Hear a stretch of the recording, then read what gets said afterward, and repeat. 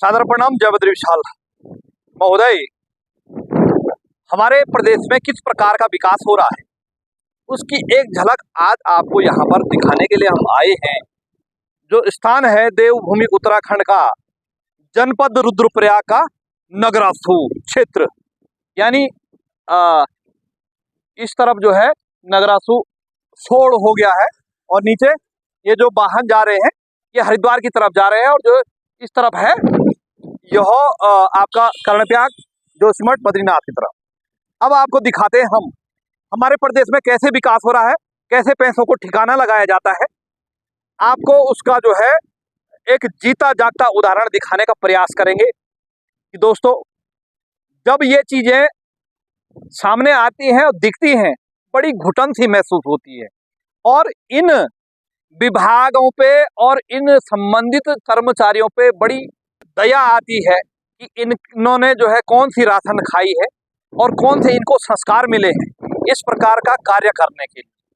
आइए आपको दिखाते हैं कि यहाँ पर एक जिम के लिए बना हुआ, यानी सुबह अपना आप आओगे, यहाँ के जो क्षेत्रीय लोग हैं, स्थानीय लोग हैं, वो आएंगे और यहाँ पर जिम करेंगे। पहले दौड़ के आएंगे, जिम करेंगे, फिर अपना पसीना बहाएंगे और फिर ये जो है घर में जाके नींबू पानी पिएंगे और फिर कहेंगे कि हमारा जो है बॉडी देखिएगा। बताते चले, आप कहेंगे ये तो ठीक है, देखिएगा बनाने का तरीका बहुत सुंदर। यहाँ पर पहले हमने पहले भी लगभग 1 साल पहले यहाँ पे वीडियो किया था कि सामान ले आए और इसके ऊपर जो है लगा दिया 22 नंबर से। यहाँ पर पहले कूड़ादान हुआ करता था, अवैध कूड़ादान, ये कोई वैध नहीं था। और एक तरफ लगा यह आपको हम गारंटी के साथ बताते ये और 1 साल से ऊपर नहीं चलेगा, ये आप लिख के ले लीजिएगा 100 रुपए के स्टाम्प में।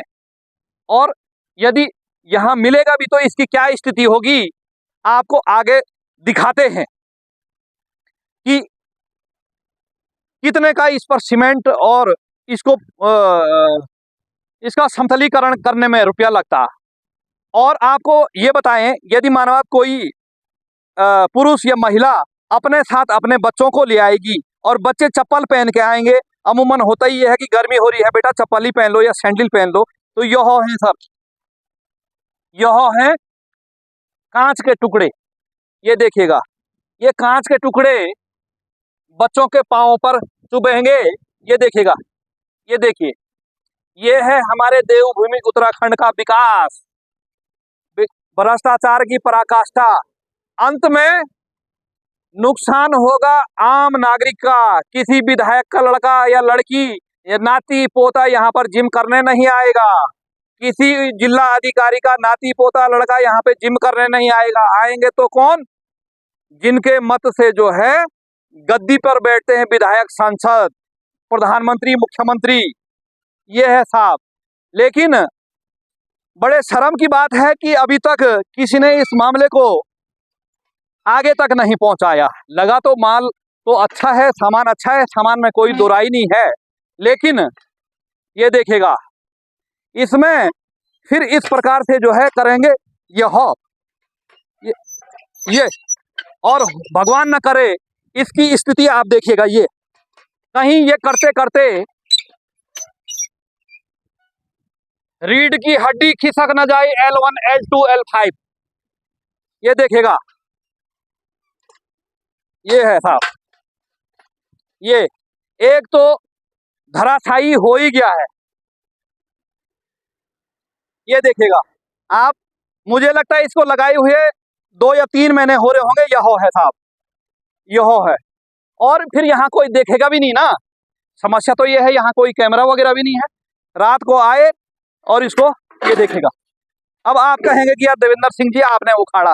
भाई साहब हमने नहीं उखाड़ा, ये देखिएगा, हम पे कुछ यंत्र होते तो हम इसको जो है लगा देते हैं। लेकिन बड़े शर्म की बात है, बड़े शर्म का विषय है, बड़े दुर्भाग्य का विषय है कि इस प्रकार का कार्य किया है। ये देखिएगा, मैंने आपको कहा कि 1 साल तक ये और रह जाएगा, तो मैं अपनी पेंशन का पूरा पैसा, यदि कोई शर्त लगाने वाला हो। और देखिएगा, एक तरफ हुआ विकास और दूसरी तरफ हुआ विनाश। जो आपके क्षेत्रों में बने हुए कूड़े डैम्प हैं, ये है साहब, ये कहाँ गए? फिर ये किसके पैसे हैं? ये आपके पैसे हैं साहब, आपके टैक्स के पैसे हैं। कौन बोलेगा किसके द्वारा ये हॉल लगाया गया, ये तो मैं नहीं बता सकता हूँ, न मुझे इसकी जानकारी है। लेकिन यह उठाया यहाँ से, ये फेंका गया यहाँ, और यानी 1-2 लाख रुपए का जो है बजट, तो अब भगवान बद्री विशाली जानता कि कागजों में कितना इस पे पैसा लगा हुआ है। लेकिन देखिएगा, एक यह है, एक वो है, और कूड़ा यहाँ भी है और वहां भी है।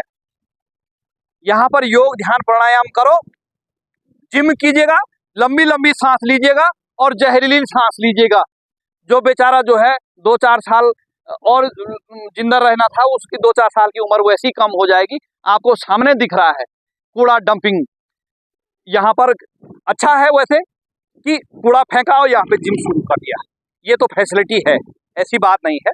और अभी जो है लगभग 6 माह लगा लीजिएगा, मुझे तो नहीं लगता है कि इसको 6 माह हो गए हैं। यह क्षेत्र आपको जो स्थानीय लोग हैं वो तो जान रहे होंगे, ये कौन सा स्तर है। वो आगे की तरफ कोई शायद कुछ मेडिकल कॉलेज या ऐसा कुछ बन रहा है, इसकी मुझे जानकारी तो नहीं है पूरी। ये उसके ठीक सामने पर है साहब, राष्ट्रीय राजमार्ग पर से सट के है। और ऐसे विकास का क्या करेंगे?